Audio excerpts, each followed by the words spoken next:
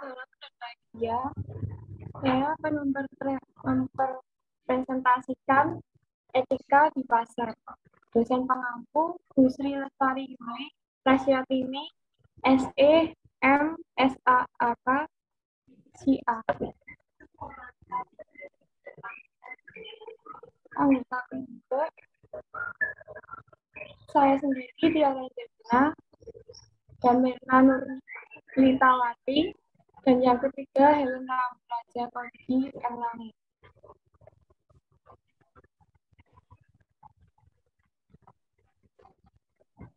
Kasus satu adalah suap Jepang.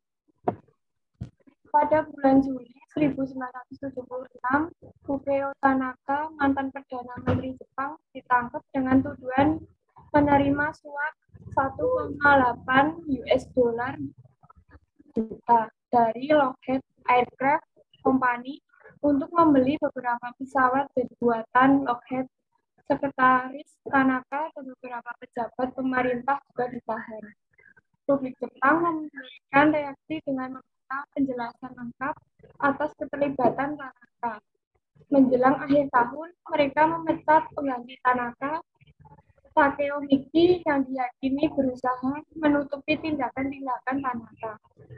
Keterlibatan Lockheed dalam kasus suap di Jepang terbukti telah berlangsung pada tahun 1958 saat Lockheed dan Grumman Aircraft, juga perusahaan Amerika, bersaing untuk mendapatkan kontrak penjualan pesawat jet untuk Angkatan Udara Jepang. Menurut pengakuan William Findlay, seorang rekanan di Arthur Hyong dan CO, auditor Lockheed, pada tahun 1988, Lockheed menggunakan jasa Yoshio Kodama, seorang penjahat perang sayap kanan dan tokoh bawah tanah yang memiliki hubungan kuat dengan para pejabat di Partai Demokratik Liberal yang berkuasa. Dengan bantuan Kodama, Lockheed memperoleh kontrak dengan pemerintah 17 tahun kemudian.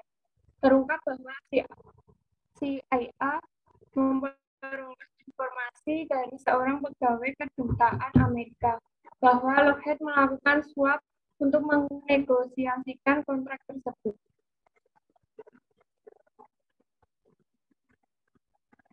Selanjutnya,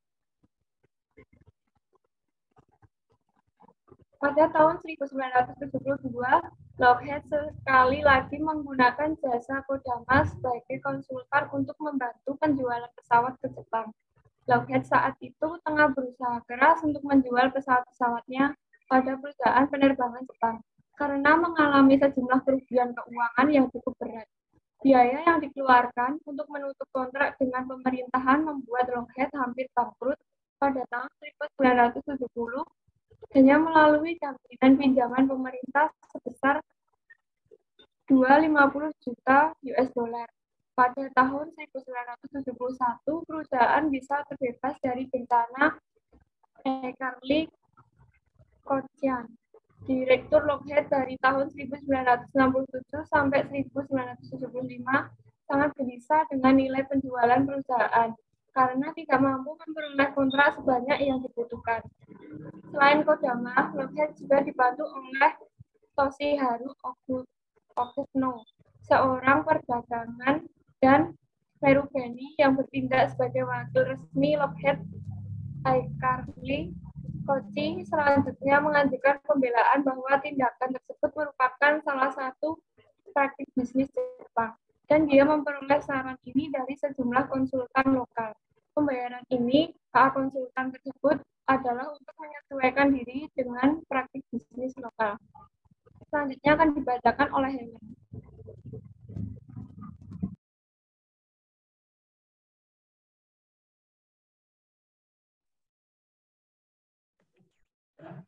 Selanjutnya, pada bulan Agustus 1975, penyelidikan yang dilakukan pemerintah Amerika memaksa Lockheed mengakui bahwa pihaknya telah melakukan pembayaran sebesar 22 juta dolar.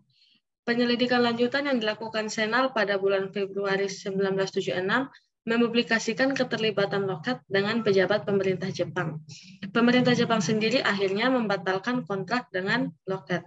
Dan pada bulan Juni 1979, Lockheed dinyatakan bersalah karena menutupi tindakan suap pada pejabat pemerintah Jepang dengan menuliskannya sebagai biaya pemasaran. Internal Revenue Code menyatakan tidak ada pengurangan yang diizinkan untuk pembayaran yang dilakukan jika pembayaran itu merupakan suatu bentuk suap ilegal. Lockheed tidak dituduh melakukan suap karena Undang-Undang Amerika yang melarang suap baru diterapkan pada tahun 1978. Lockheed dinyatakan bersalah atas 4 tuduhan penipuan dan 4 tuduhan memberikan pernyataan palsu pada pemerintah. Kocian tidak dituntut, namun Kerr mendapat tekanan dari Dewan Direksi, akhirnya dia mengundurkan diri dari Lockheed. Di Jepang, Kodama ditangkap sebagai Tanaka. Kasus 2, penyimpangan etika bisnis dalam monopoli kargo maskapai penerbangan. Kasus dari Lion Air Group yaitu PT Lion Mentari, PT Batik Air, dan PT Lion Express yang telah melakukan praktek diskriminasi melalui kerjasama penjualan kapasitas kargo dalam jasa pengangkutan barang di berbagai bandara, yaitu Bandara Halim Perdana Kusuma, Bandara Kuala Namu, Bandara Juanda, serta Bandara Hang Nadiem ke Bandara Soekarno-Hatta. Karena adanya penumpukan kargo barang dan pos yang terjadi di Bandara Hang Nadiem Batam pada Juli sampai September 2018. Di dalam perjanjian antara PT Lion Mentari, PT Batik Air Indonesia, dan PT Wings Abadi dan PT Lion Air Express, KPPU menemukan adanya hak istimewa bagi PT Lion Air Express untuk menggunakan kapasitas kargo sebesar 40 ton per harinya untuk keempat rute penerbangan yang sudah disepakati.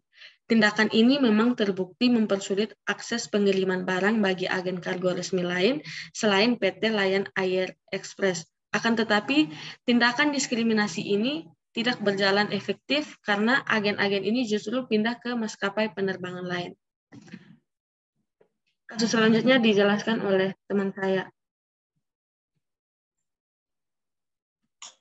Baik, saya akan melanjutkan kasus 2, yaitu penyimpangan etika bisnis dalam monopoli kargo maskapai penerbangan.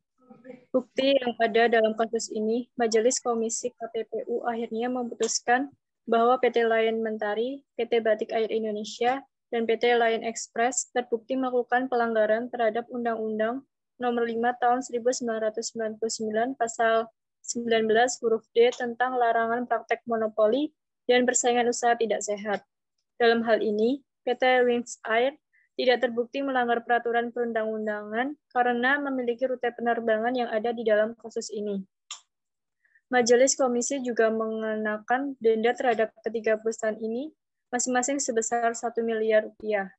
Namun dikarenakan adanya pertimbangan pandemi COVID-19 dan fakta bahwa perjanjian tersebut telah dihentikan, maka ketiga perusahaan ini tidak perlu membayar denda yang telah diputuskan kecuali jika dalam kurun waktu 1 tahun ketiga perusahaan ini melakukan lagi pelanggaran terhadap Undang-Undang Nomor 5 Tahun 1999 Pasal 19 huruf D. Analisis kasus kedua, dari pembahasan kasus Lion Air yang telah dilakukan terdapat beberapa unsur etika bisnis yang dilanggar dalam praktik bisnis Lion Air, yaitu kejujuran, keadilan, dan tolong-menolong. Unsur kejujuran di sini dilanggar dalam konteks melakukan kerjasama kepada beberapa pihak dalam bentuk kegiatan yang menginisiasikan praktik monopoli. Tidak hanya itu, terkait dengan monopoli, pelanggaran atas peraturan Undang-Undang Nomor 5 Tahun 1999 menjadi bentuk ketidakjujuran dengan tidak mematuhi peraturan yang telah ditetapkan. Gambaran dari pelanggaran unsur keadilan dalam kasus Lion Air ini adalah dengan tindakan mencoba mencari keuntungan dengan merugikan orang lain. Pihak yang dirugikan di sini adalah para pesaing dan konsumen. Dalam Undang-Undang Nomor 5 Tahun 1999 telah diatur mengenai larangan praktek monopoli dalam kegiatan persaingan usaha. Larangan atas praktik monopoli tersebut adalah upaya dalam perlindungan para konsumen dengan subjek tertuju adalah para pelaku usaha. Berdasarkan contoh kasus di atas, dapat dilihat betapa pentingnya penerapan etika bisnis untuk meminimalisir terjadinya kecurangan dalam praktik, salah satunya monopoli. Kegiatan sebuah perusahaan tidak boleh merugikan orang lain, mulai dari pesaing hingga konsumen, terlebih lagi hanya untuk mengejar keunggulan semata.